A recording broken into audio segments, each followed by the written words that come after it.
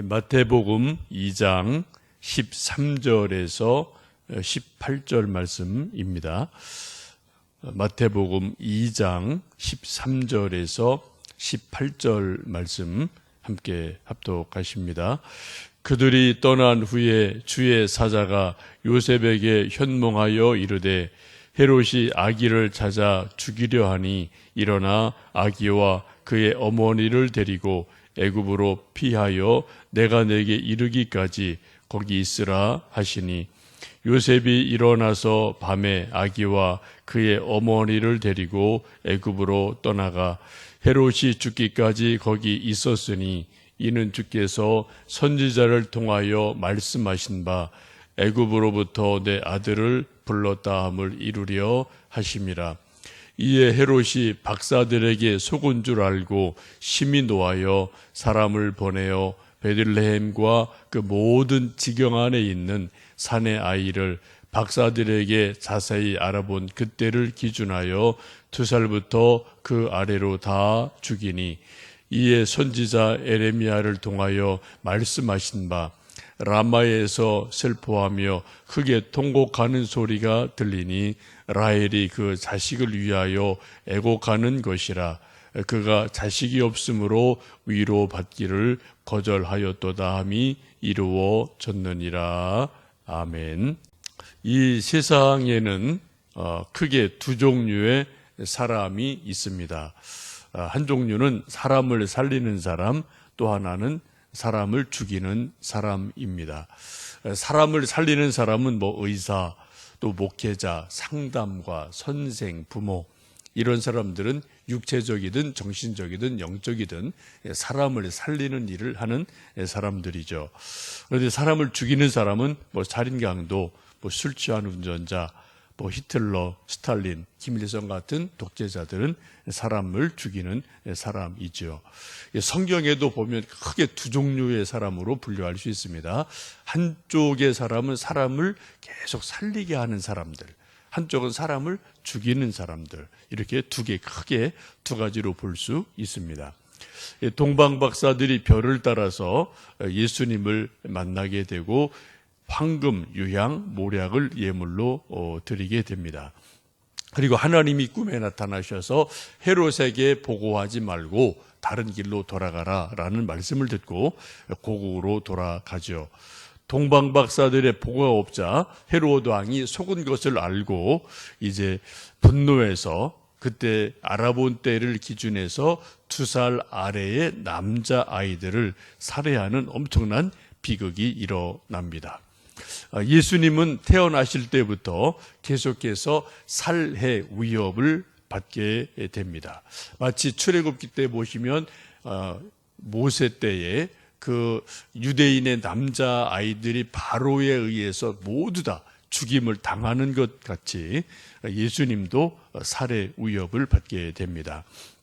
그 이유가 마태복음 2장 2절 보시면은 유대인의 왕으로 오신 이가 누구냐라는 동방박사들의 말 속에 의미가 숨어 있죠. 그래, 온 인류의 메시아로 오신 분임을 알고 헤롯이 죽이려고 합니다. 여기 이제 말씀을 쭉 보시면 이제 공중 권세 잡은 자, 또 세상의 권력 잡은 자, 이런 것들을 이제 사탄으로 보게 되는데, 요한복음 8장 44절 보시면 마귀를 그렇게 말하죠. 살인자요 거짓의 아비다. 에베소서 2장 2절에 사도 바울은 공중 권세 잡은 자다. 히브리서 2장 14절은 죽음의 권세를, 세력을 잡은 자다라고 말씀을 합니다. 세 가지 성경 말씀 보시면 마귀의 실체가 분명하게 드러나요. 죽이는 자, 거짓의 아비입니다. 예수님이 이 땅에 오신 것은 죽음의 세력을 잡인 자 마귀를 멸하려 하심이다 라고 히브리서는 말씀하고 있습니다.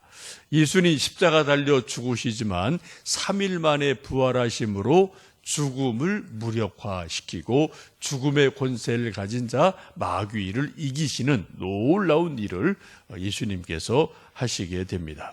그래서 고린도전서 15장에 있는 말씀처럼 사망아 내가 쏘는 것이 어디 있느냐, 라고 이제 말씀하시면서 사망을 이기게 됩니다. 사망에 쏘는 거는 죽음이라는 거죠. 다 사람들 그래, 죽인다, 죽는다 하면 사람들이 벌벌 떨거든요. 누구나 뭐 예외 없이, 그죠? 의사 선생님이 당신 3개월밖에 안 남았습니다. 그러면 사람들 뭐 가슴이 쿵 떨어지고요. 또 살인강도가 한밤중에 와서 죽인다, 돈 내놔. 그러면 또 사람들 다 뭐 벌벌 떨고 이렇게 되죠. 그런데 예수님께서 부활하심으로 사망의 권세를 이겨내셨습니다. 마치 큰 말벌이 벌침에 쏘이면 사람들이 죽지 않습니까? 근데 아무리 큰 말벌이라도 그 끝에 있는 벌침, 그걸 딱 빼버리면은 아무리 큰 벌이라도 아무런 힘이 없어요. 그냥 뭐 무력화되는 것처럼 예수님께서 부활하심으로 마귀의 권세인 사망에 쏘는 것, 그것을 무력화시키는 놀라운 일이 일어나게 됩니다. 오늘 말씀을 쭉 보시면 그 당시 세상의 권세를 잡은 자 헤롯 왕이 예수님을 죽이려고 애를 쓰고, 그래서 베들레헴 근처에 있는 모든 산의 아이들을 죽이는 일들이 일어나죠. 그리고 또 예수님이 실제로 돌아가시는 것은 그 당시 최고의 권력을 가졌던 빌라도 총독에 의해서 십자가에 못 박혀 죽으십니다. 이 성경을 보시면 대부분 세상 권력을 가진 사람들은 예수님의 반대편에 서는 일이 참 많이 있습니다. 그래서 하나님이 주신 권력으로 사람을 살리는 것보다는 사람을 죽이는 쪽으로 힘을 쓰는 일들이 뭐 예나 지금이나 많이 있습니다. 오늘 성경 말씀 보시면 헤롯 왕은 그 당시 최고의 권력을 가진 자지만 예수님을 죽이려고 한 자라면 요셉이라는 사람은 별로 가진 게 없는 아주 평범한 사람, 어쩌면 평범 이하의 사람인지 모르겠습니다. 그러나 성경은 요셉을 일컬어 믿음의 사람이다, 의로운 사람이다 라고 말씀하죠.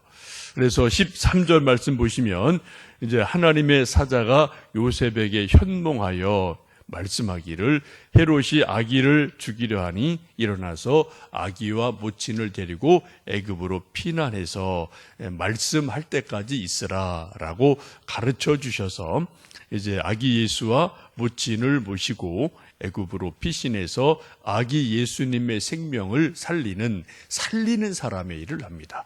헤롯 왕은 죽이는 일을 하죠. 이렇게 두 가지가 완전하게 좀 대조가 되어집니다.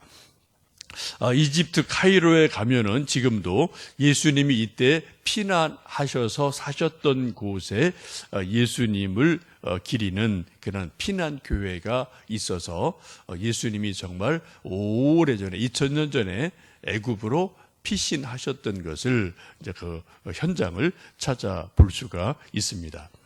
호세아 11장 1절에서는 이렇게 말씀합니다. 애굽에서 내 아들을 불러내었다. 이 말씀이 이제 마침내 이루어져서 예수님이 나중에 헤롯 왕이 죽고 나서 다시 이제 유대로 돌아오시는 일이 일어나게 되죠.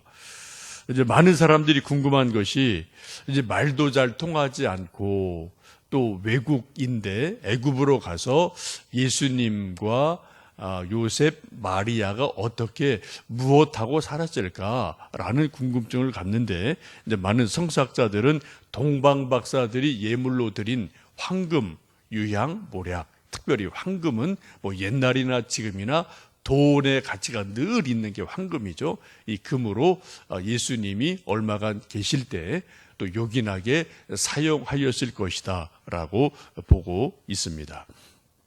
오늘 또 우리가 하루를 시작합니다. 하루를 살아가면서 우리는 말로, 생각으로, 혹은 기도로, 혹은 힘으로 사람을 살리는 일을 할 수도 있고 사람을 죽이는 일을 할 수도 있습니다. 우리가 이 세상에 많은 사람들은 권력, 힘으로 사람을 죽이는 일을 많이 하는 세상이지만 우리 하나님의 관심사는 돈이 많으냐 적으냐 권력이 있느냐 없느냐 보다도 사람을 살리느냐 죽이느냐 이쪽에 있는 거예요. 근데 세상에 수많은 사람들의 관심사는 얼마나 권력이 있느냐 힘이 있느냐 돈이 있고 능력이 있느냐 이쪽에 관심이 있다면 하나님은 그것이 크든 적든 그것을 가지고 사람을 살리느냐 죽이느냐 이쪽에 관심이 있으시고 나중에 우리 모두 하나님 앞에 섰을 때 그때 심판의 기준도 얼마나 세상에서 많이 가졌느냐 적게 가졌느냐 이 문제가 아니고요. 하나님이 심판하시는 기준은 얼마나 사람을 살려냈느냐 아니냐 여기에 달려 있음을 보게 됩니다. 오늘도 우리 하루 살아가면서 예수님의 이름으로 기도를 통해 또 말을 통해 혹은 전도를 통해 혹은 격려를 통해 우리에게 있는 지식을 통해 힘을 통해 사람을 조금이라도 살려주는 그러한 일을 감당하는 복된 하루 될 수 있기를 주님의 이름으로 축복합니다. 함께 기도하겠습니다.